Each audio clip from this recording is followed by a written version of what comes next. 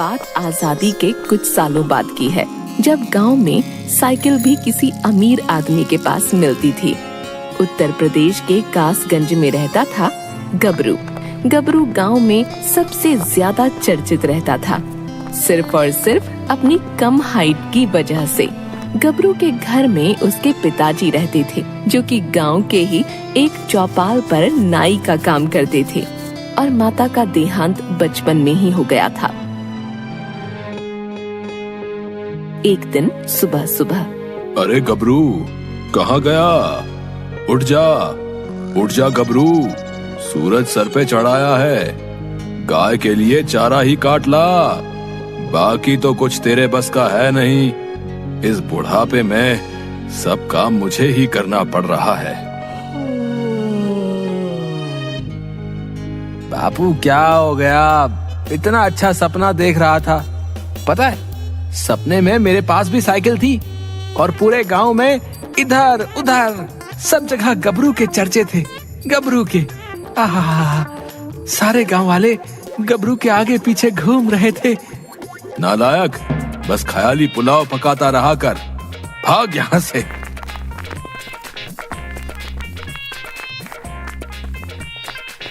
नहर के पास से घास काट कर ला।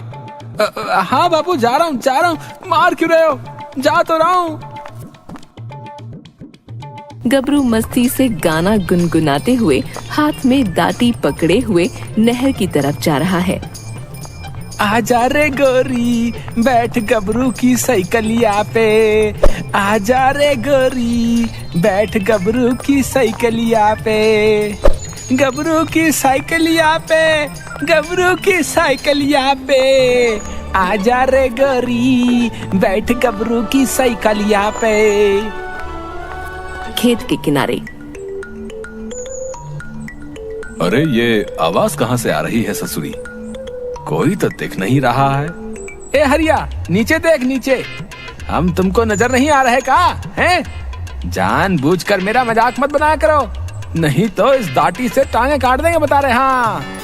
अरे गबरू भैया, गुस्सा काहे को होते हो? आप इकलौते ही तो हो हमरे कासगंज की शान, जो खेतों के बीचों बीच कहीं भी जाओ किसी को पता नहीं चलता है।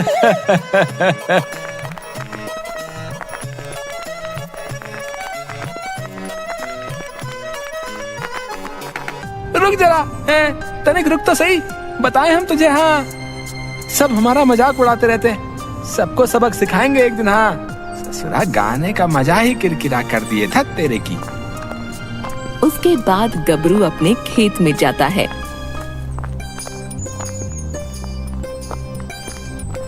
और घास काटने लगता है।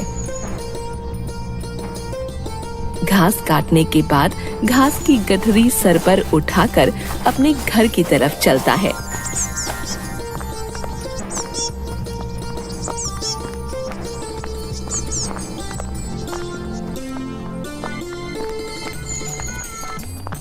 रास्ते में राधू और झींगा दोनों दूर से आते गबरू को देखकर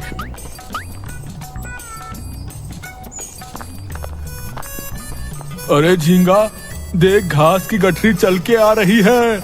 क्या मस्त ठुमक ठुमक कर चल रहा है हमार कासगंज की शान।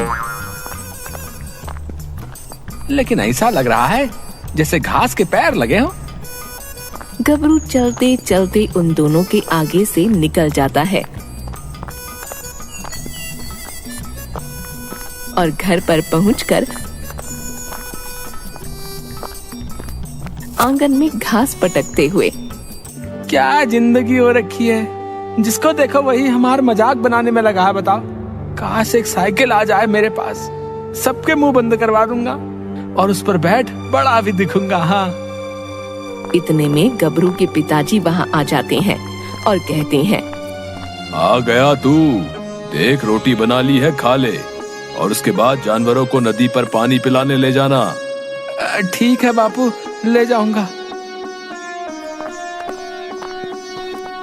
उसके बाद गबरू खाना खाता है और जानवरों को नदी की तरफ ले जाने लगता है।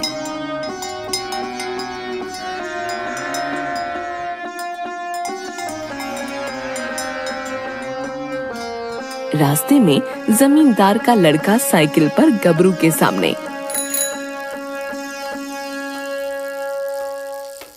अरे गबरू, देख इसे कहते हैं साइकिल। देखिए कभी, बापू ने शहर से मंगवाई है। भाई एक बार चलाने को देना, मेरा बहुत मन करता है। देना देना देना, मुझे भी देना। हट पीछे, छू मत मेरी साइकिल को, गंदी करेगा क्या बौने? बौना किसे बोल रहा है? बौना किसे बोल रहा है? गुस्से में साइकिल को लात मारते हुए और जमींदार का लड़का साइकिल लेकर वहां से चला जाता है।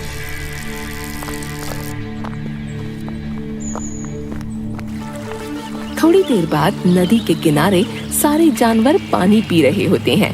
तभी गबरू की एक भेड़ जंगल की तरफ चली जाती है। अरे रुक, कहाँ जा रही है? रुक तो सही। अरे कहाँ जंगल में घुसी जा रही है? गबरू अपनी भेड़ को ढूंढते ढूंढते जंगल में चला जाता है।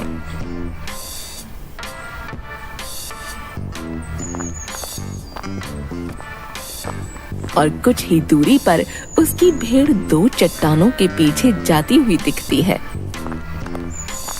गबरू उसके पीछे चट्टानों की तरफ जाता है।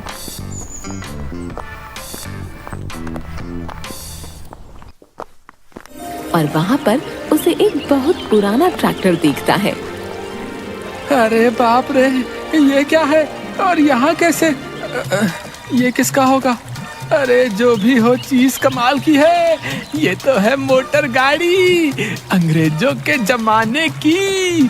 अब से ये मेरी है, इसको एकदम चमका कर चलाऊंगा। हे ऊपर वाले, कमाल हो गया। गबरू उस पुराने ट्रैक्टर को अच्छे से साफ करता है।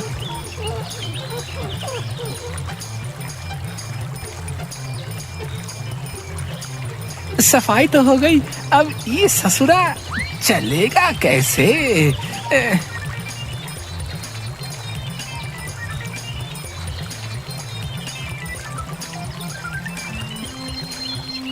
अरे बहुत थक गया, अब इसे कल को देखूंगा कि कैसे चलेगा। आज घर चलता हूँ, बहुत देर हो गई, बापू गुस्सा करेगा। गबरू झट से अपने जानवर इकट्ठे करके घर की तरफ निकलता है।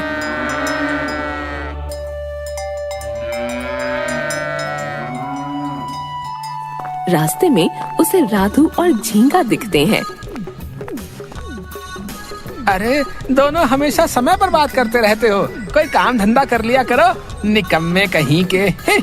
अरे झींगा, इसे क्या हुआ आज? इससे पहले कभी इसकी जुबान इतनी नहीं चली। फुसफुसा क्या रहे हो रे? हैं? कुछ दिनों में बताता हूँ गबरू चीज क्या है। हाँ समझे?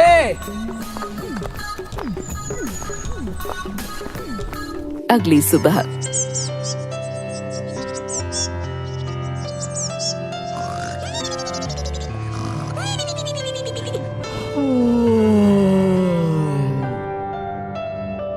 गबरू सुबह सुबह उठकर बापू, मैं जानवरों को पानी पिला कर लाता हूँ। इतनी सुबह सुबह क्यों रे? हैं? पानी दोपहर में पिलाते हैं हम। आज क्या हुआ? सुबह सुबह पानी पिला कर लाता हूँ, बाकी के काम कौन निपटाएगा? तभी गबरू कासगंज के चौपाल पर जा बैठता है और थोड़ी देर में कुछ बच्चे भागते हुए जा रहे हैं। ए लालू, ए सुंदर, ए थामा थामा, रुको रुको। ए कहाँ को गोली तीर भागे जा रहे हो? हैं सबके सब हैं? अरे आपको नहीं पता का, गांव में जमींदार की यहाँ कोई मोटर गाड़ी वाला आया है, वही देखने जा रहे हैं। हाँ। इतना बोल सारे बच्चे वहाँ से भागते हुए जमींदार के यहाँ चले जाते हैं।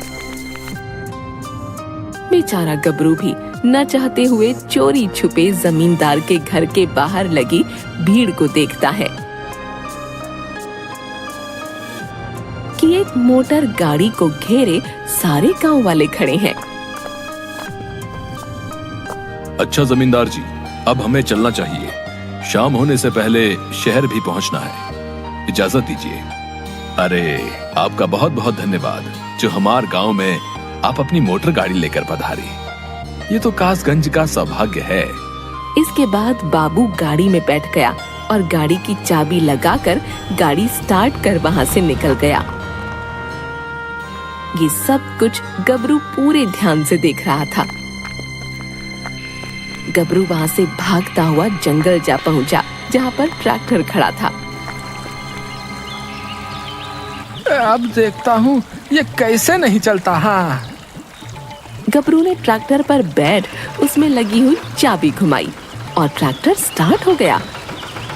अरे वाह, ये तो आवाज कर रहा है। अब इसको चलाता हूँ।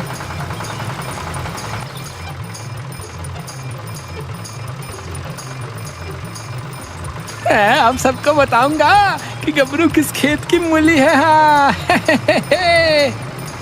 गबरू सारे गांव में ट्रैक्टर घुमाता है। सभी गांव वाले ट्रैक्टर को देख दंग रह जाते हैं।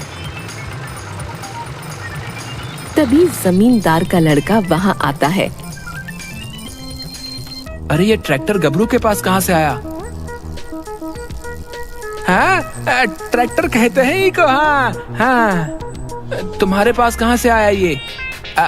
वो पहाड़ी वाले बाबा हमको वरदान दिए हैं, उनके आशीर्वाद से हमें ये ट्रैक्टर मिला। हाँ, अच्छा, वो तो सही है, पर हम लोगों को भी ऊपर बैठा लो। हाँ, क्यों नहीं, आओ सब लोग आ जाओ। सब लोग गबरू के ट्रैक्टर पर बैठकर पूरा कासगंज घूमते हैं। गबरू कभी ट्रैक्टर को नदी में उतार देता तो कभी गन्ने के खेतों में। गबरू का ट्रैक्टर देखने में बहुत आलीशान और सुंदर ट्रैक्टर था। कई घंटों तक ट्रैक्टर चलने के बावजूद उस ट्रैक्टर का डीजल खत्म ही नहीं हो रहा था। उसके बाद गबरू अपने खेत उसी ट्रैक्टर से जोतने लगा और कासगंज के अधिकतर खेतों की जुताई गबरू ही करने लगा।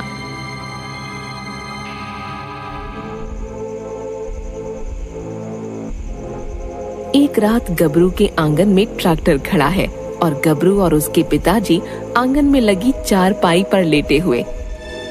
बापू, एक बात पूछनी है आपसे। हाँ पूछो बेटा, क्या बात है? ये जो ट्रैक्टर है ये चलता कैसे है? ईंधन से, और कैसे चलेगा? लेकिन मैंने तो कोई ईंधन इसमें नहीं डलवाया और इसे चलते हुए भी कई दिन हो गए। अब गबरू, ये बात तो हमने सोची ही नहीं। बिना डीजल के भला कोई मोटर गाड़ी कैसे चलेगी? बापू, कहीं ये कोई जादू आदू तो नहीं है? अब सो जा, कल बात करेंगे इस बारे में। जो भी है हमारे लिए तो अच्छा ही है। अगली सुबह गांव का एक आदमी गबरू के घर पर। गबरू भाई, मुझे अपना खेत जुतवाना है, आप जोत देंगे? हाँ, जोत तो देंगे, पर अब भाड़ा ज्यादा देना होगा। भाई, मेरा बैल बीमार है, इसलिए आपके पास आया था। इतना भाड़ा तो मैं नहीं दे पाऊंगा, कुछ तो कम कीजिए। आपको खेत जुतवाना है तो भाड़ा तो यही लगेगा, बाकी आपकी मर्जी। अब गबरू को घमंड हो गया था कि उसके पास जो ट्रैक्टर है वैसा किसी के पास नहीं, और अब वो हर किसी से मनचाहा भाड़ा लेने लग गया। पूरे कासगंज में गबरू के ट्रैक्टर के चर्चे थे। एक दिन गबरू खेत जोत रहा था, तभी अचानक ट्रैक्टर बहुत तेज खेत में गोल गोल घूमने लगा। अरे ये क्या हो रहा है? ये ट्रैक्टर नियंत्रित क्यों नहीं हो रहा भाई? बचाओ कोई। अरे बापू।